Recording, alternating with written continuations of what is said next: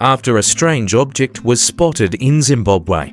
People from all over the country began calling the ZBC channel to describe the UFO they had seen. When exactly did this happen? During recess, I saw small flickering lights. The being was quite close. You could see it in detail. Was it like an ordinary person or not? It was all black. Black, yes. And the eyes were narrow and of a very strange shape. I saw this creature. It had big eyes. I thought the aliens would attack me.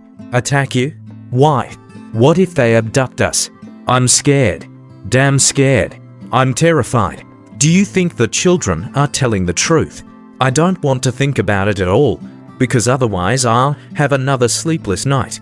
It seemed like it was looking at all of us at once. Its gaze seemed to say, I want you to come with me. Come on. How did you feel when it was looking at you? I was scared. Something happened to these people. We can't understand it, but something happened to them. And their minds are fine. They're not mentally ill. More than 60 children saw the same thing I did. We didn't make anything up. The truth always comes out. Nobody knows exactly how, but eventually the truth will surface. At approximately the same time, people saw unexplainable things in the sky. Are we alone in the universe? Some data should indeed be seriously studied. We didn't hide anything. Interplanetary ships exist. I thought it was an alien with huge eyes. Something very important, genuine and authentic is happening here. I'm Ralph Blumenthal. For a full 45 years I was a reporter for the New York Times. Now I collaborate with them and write books. I know from personal experience that in this field we most often risk being ridiculed. And this is not a coincidence. Unfortunately, in the 50s our government made a decision to ridicule people who saw UFOs and told strange stories about it. These prejudices are alive to this day. In 2017, the New York Times published a series of bombshell articles exposing the Pentagon's secret program that dealt with investigating unidentified aerial phenomena. When you write something, you never know what effect it will have. The article came out on the front page of the Sunday edition and caused a sensation. We added several videos to the article. These were military recordings that had never been published before. These videos became some of the most popular in New York Times history. These aren't my words, that's what people say. But thanks to this, the topic became popular in mass media, and it became easier for people to talk about this subject. But we didn't talk about aliens, and the Pentagon didn't talk about them either. This is an area we decided not to touch, and there was a reason for that. Because how does it usually happen? You come to an editor and say, there's a story. A guy saw a UFO in his backyard, and the editor laughs and says, okay, keep it to 500 words and make it funny. But for those who actually saw UFOs, it's usually no laughing matter. They know what they saw. They saw something they can't explain. Just because we don't understand something doesn't mean we can't talk about it. It was great studying at Ariel. We spent little time in the classroom, and on the way to school you could meet a giraffe. You know, it's like an amusement park right next to the school, next to the high school. Where are your hats? The teachers at this school really loved their job. You must wear your hats. We were a community and could undoubtedly trust all the surrounding adults, whether teachers or volunteers. Thanks to them, we felt safe and among our own. Ariel School was like a second family. I went to Ariel School. It's an excellent private school.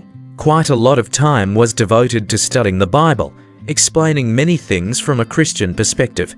My brother also studied there. This influenced what I had to go through, my attitude towards what happened. Why are we here? To hear my story?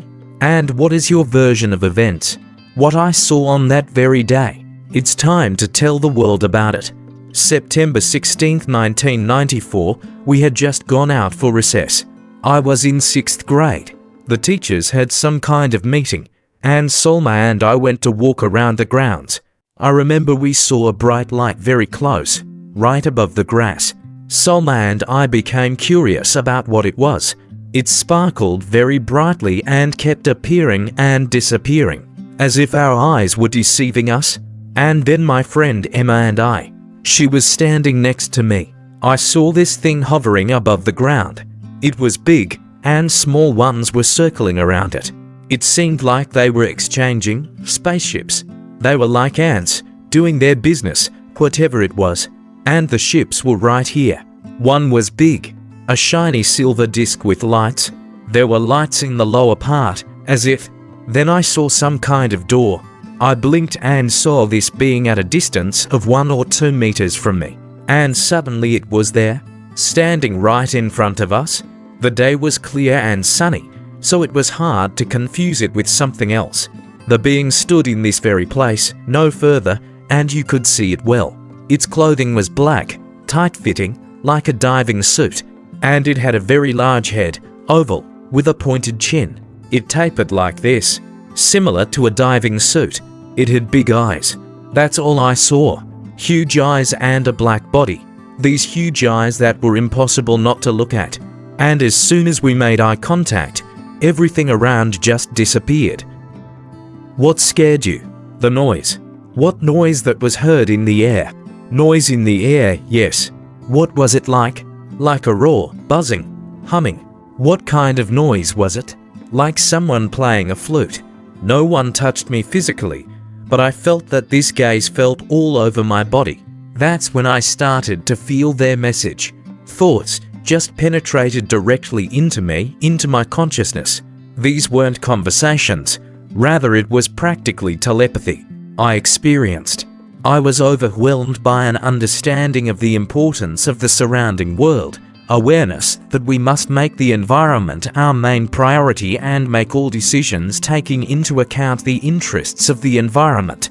We need fresh air, flowers, clean soil to live and rejoice, from animals to plants, in general everything that surrounds us. I think they want people to know what harms this world, and that we shouldn't. Technology. At that age I couldn't even pronounce the word technology. Adults were interviewing me, and I was saying, we need to slow down technological progress. You understand, the essence of the message was clear. Progress won't bring benefit. Technology will continue to develop, but this won't lead humanity to any good. How exactly did you understand this? Through words or, I think, subconsciously. How did your subconscious tell you? Subconsciously. It just came to mind.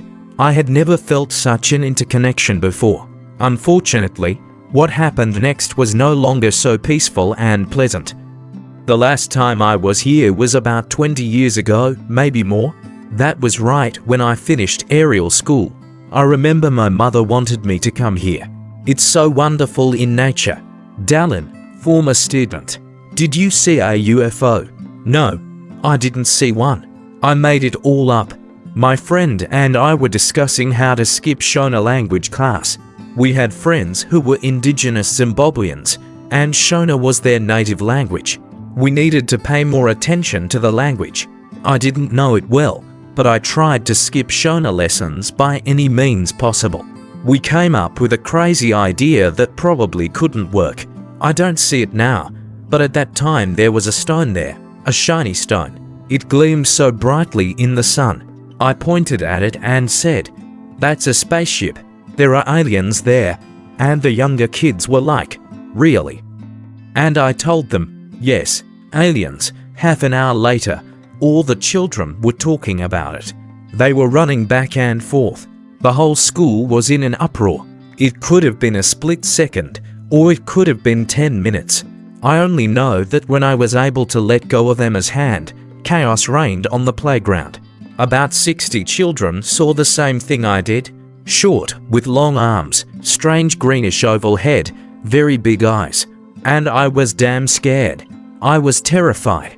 Maybe it really was a shining stone. I don't know.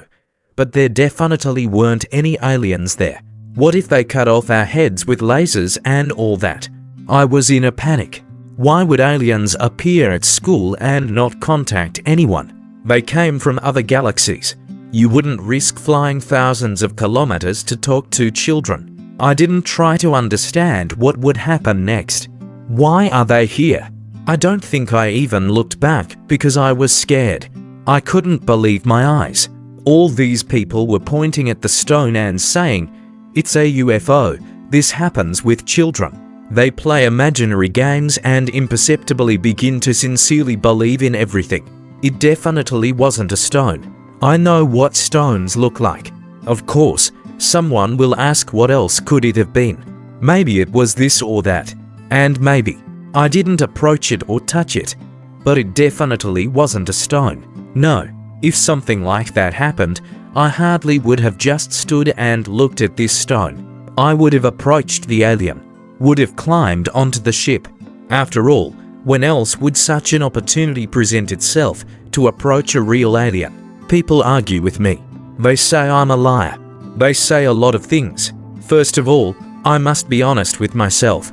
And the truth is that there were no aliens there. Someone just started a rumor and everyone believed they saw something. I apologize for disputing all your nonsense, guys, but I must be honest. I don't doubt what I saw then. I never doubted it. Let's be honest, children lie.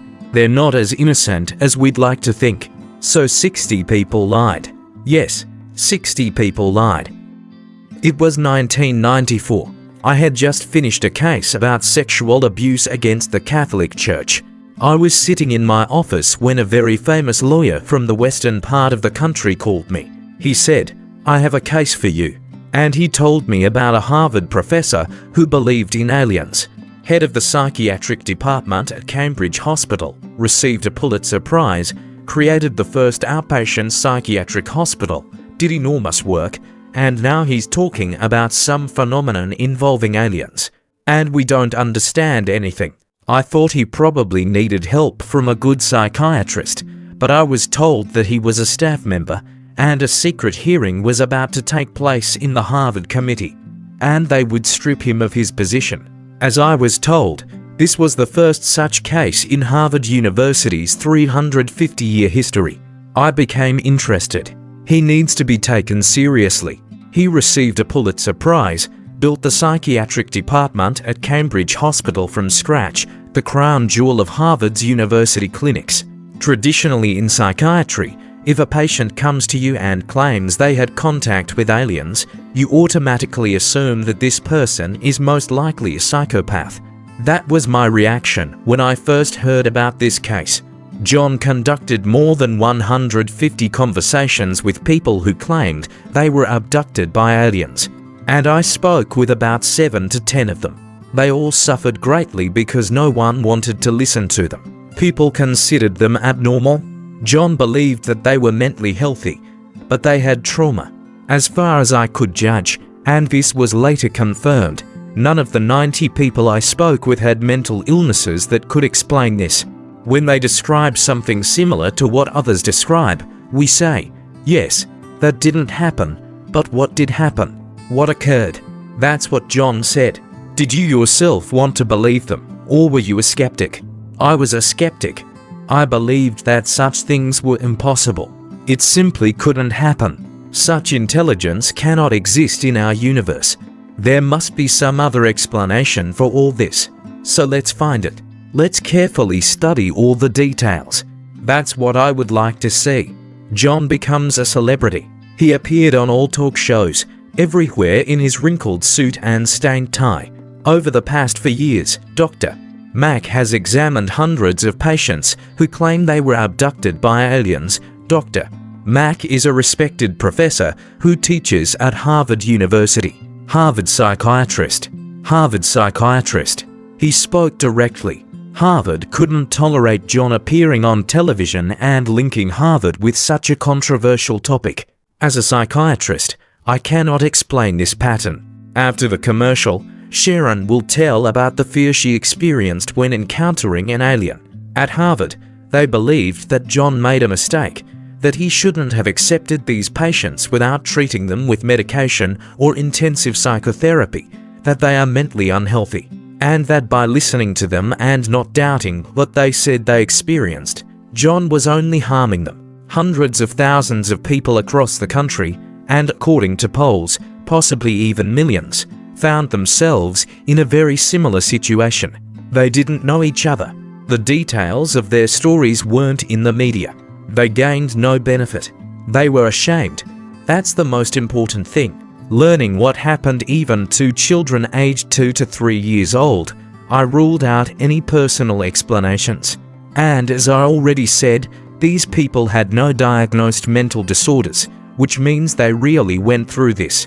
His entire professional career was at stake, his medical license, but John decided, I won't back down, I'll go against them. Something inexplicable is happening, and we need to take it seriously, not ridicule people. John went to Ruwa, Zimbabwe, to prove that something serious happened to these people. And we need to look at things more broadly, not focus only on the material world. So how many of them actually say, what happened? I worked on a book about John Mack. In total, it took me 17 years. I was interested in the fact that John Mack risked his career to investigate, let's say, a very dubious story. You'll say, but there's no scientific evidence. There isn't. But Mack worked in a field where there generally isn't scientific evidence. I don't have to please everyone. I don't have to. This isn't a popularity contest. I must manage a good school with a good reputation. That's what I do. Why have I been here for 33 years? Maybe because I'm just lazy. Got up, got dressed, came. This is what you have to do every day, even if you don't want to. Whether I want it or not, I'm there because it's my duty. I run a Christian school, but I practice my own faith. I don't go to church to find God. I know He's here. He knows about my problems. There are things in life that you don't doubt. You just accept them. I'm not against that. Are you recording this? Yes. I feel like a child again. Yes. I'm breaking school rules. If Mrs. Bates finds out, she kill me. You try to live a normal life, move forward, but what you experienced constantly reminds you of itself. I heard how other children, were screaming, crying, and all my attention was absorbed by this being. I remember big black eyes, and I don't know if it was telepathy, but I remember well the message that was conveyed to me. We harm the planet, but in those times we children didn't really. We didn't discuss such things, we just forgot about it and moved on with our lives. These were painful memories. The next conversation took place when John Mack asked me to describe what we saw, and I realized that I could calmly discuss this with him. I knew that he believed our words. So, Professor Mack, you've been in Zimbabwe for 10 days. What can you say after speaking with the children from Ariel School? During these 2 days I tried to be unbiased and not think that perhaps one of these children simply had their imagination run wild, and then shared their story with friends. We individually questioned about 10 people. He was one of the last reporters to come to our school. Various journalists came to talk with us, but none of them took my words seriously. What did you feel looking into those eyes or under the gaze of those eyes? What did you experience? There was fear. Scary. Perhaps, after listening to me, they'll be able to understand and explain what's happening to me. Mom puts me to bed. After this, do you fall asleep right away or do you lie for some time and think? I lie for some time and flinch at the slightest sound. Are you scared at night? Yes. I see. And what scares you so much at night? I'm afraid that this person is still looking at me and that he will kill me. Does Mom know that you're scared? Have you told her about this? No. Most likely, she won't believe me. How can we convince you that you're safe? I don't know. What could reduce your fears? That person is always in my head. He doesn't leave your head. No. And how? How can we make you not afraid? Can we do something about this? No. Tell me what happened that day. Were you outside? Did this happen during recess? Yes, yes. And what was the first thing you saw? We went down to the playground. I'm drawing the ship and lights. Were the arms long or short compared to ours? Long. Quite long. Quite long. Good. And hair? Yes. Did they have hair? Like Michael Jackson's, and black suits like this one? And big eyes? Good. You have pupils. Did they have pupils? Yes. They had white pupils and eyes bigger than ours. What happened next? Did this happen at the end of recess? Then we went back to class and told the teacher about it, but none of the teachers believed us. They didn't believe you? Really? Yes. But everyone's story was the same. The teachers didn't believe us at all. They decided that we saw something, but didn't think these were beings. Yes, also this oval thing. At first we tried to ignore them. Cynthia Hind, headmistress, 1994. We continued to live as usual. I don't even remember talking about this with the children. We encountered something previously unseen and clung to what was familiar and understandable. At first we were told that it was a gardener who was working in the garden, and we were forbidden to discuss this topic further.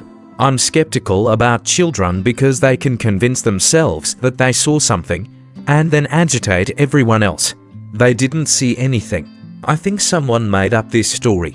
They invented everything. That's what I think. When you work with children for so long, you need to be careful interpreting what they tell you. They are independent. They can decide for themselves what to believe. Maybe they really believe they saw this, but alas, nothing like that happened. They're deceiving themselves. Maybe I did lie then, but everyone else continued the story for me. 60 children are lying. Lying about what they saw or what their friends convinced them of.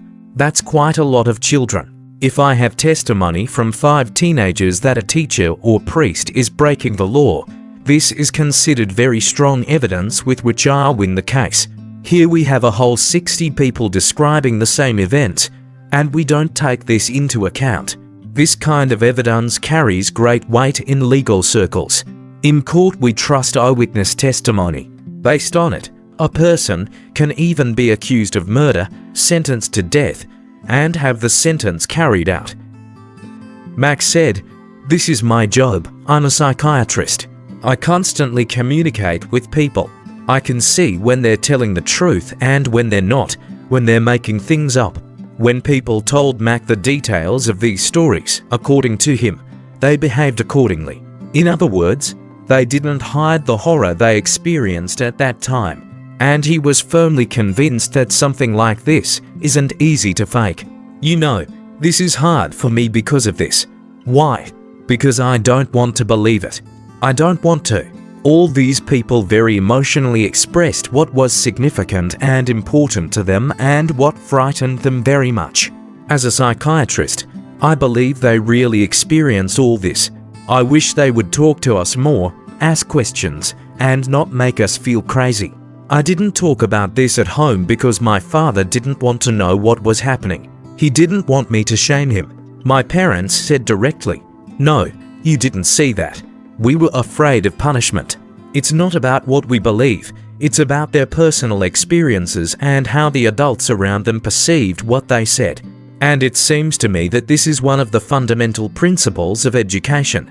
Whatever your personal point of view, your prejudices, the main thing is that you give children the opportunity to openly share ideas, express their feelings and thoughts.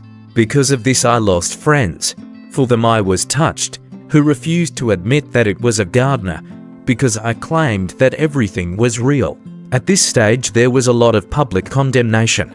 Usually we don't invite people who make such statements on television. To be honest, such stories sound more than insane. In many ways, what actually happened was less traumatic than the consequences. And there were many consequences. This affected many people. Therefore, you need to ask yourself, did these people have psychological problems before, or is it because of what happened and what they're talking about that they developed these psychological problems? In 4 years on air, we never once filmed a show about aliens. To be honest, it's because there are many skeptics among us. I always start with searching. I search, ask people, and at some point they start showing hostility. The most hostile turned out to be the youth pastor. He flew into a rage. He screamed, "No, there are no aliens." He tried to force me to stop asking these questions. And I even started to think that I myself was crazy. Why do we consider people abnormal and humiliate them for encountering some other entity, other intelligence? Why are people considered crazy for some knowledge and for sincere confidence in what they saw? If at the time when you're growing up, people don't believe in something that's very important to you, then in the future, when something really important to you happens, and in any life situation, it will be very difficult for you to open up to someone and tell about everything that happened. They advise me to go to a psychologist or just talk about it with someone, but I don't want to. Will they believe me? Or will I have to convince someone again that that's how it all was? People who experience such things tell the truth. We don't know what happened to them, but it's necessary to acknowledge that they sincerely speak about these important events in their lives.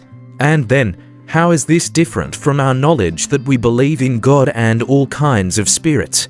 Nevertheless, there's something in this that takes a particularly alien form for us. As I understand it, now there are people, including the school principal herself, who have identical memories.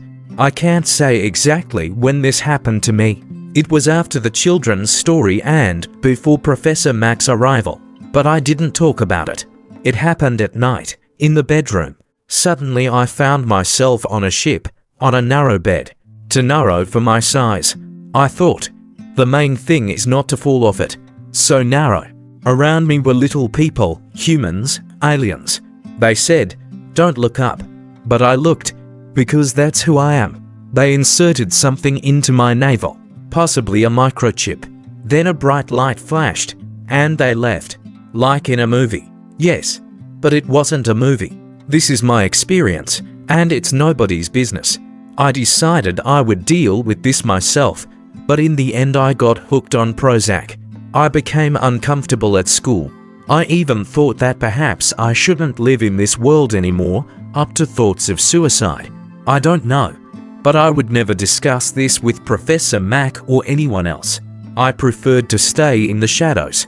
Then they returned and asked if I wanted to fly away with them. I was so unhappy, but I refused. They returned for the last time and said, "This is your last chance. Will you fly with us?" And I said that I needed to do my work and that you can't abandon business. You have to see it through to the end. All right.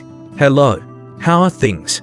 So sweet that they asked, but I didn't want to fly away. It was better for the children, so the aliens flew away. John Mack may be floating in the clouds with aliens, but he still gets a decent salary, and Harvard never fires its professors. Doesn't it bother you when one of your colleagues puts forward such theories? Does it become embarrassing for your profession and a little worrying about John himself, that he's gone crazy? John is a very gifted person with extraordinary intelligence, but besides that he loves to take on various challenges. However, this time he went too far and lost. John was accused of abuse of office, and this was repeatedly mentioned at the hearings. They insisted that John, by not telling these people that they were sick and not giving them sedatives, thereby made a medical error. These patients have psychological problems, but the source of these problems is deliberately hushed up, and madness is cited as an explanation for their cause. In high school, in my sophomore or junior year, I was very religious. I asked my youth pastor, in general, yes, I understand everything. Jesus came to earth and died for our sins. But where exactly did he come from? And I remember adding, is it possible that he came from another planet? I said, I saw something like this with my own eyes, but he brushed me off. No, you didn't see anything like that.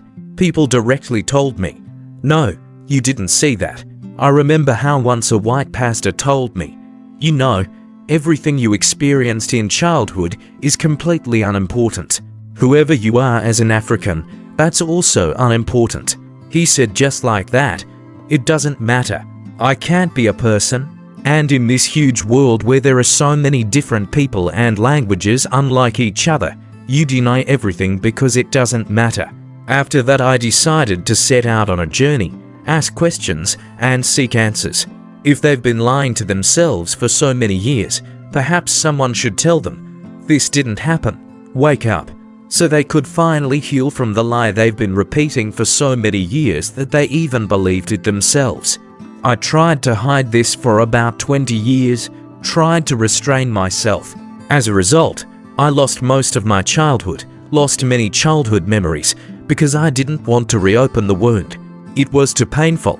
What do you think about when you hear noise? That people want to break into my house to kidnap me, steal all my toys and all that. I can't talk about this with my husband. He's a very devout Catholic. And he asked me, "What is this documentary about?" And I answered, "Well, for a very long time I was afraid that if I told you, you would consider me abnormal and wouldn't want to be with me." And at first he said, "No, it can't be. I couldn't have married someone who believes in aliens." I entered the courtroom they set up at Harvard.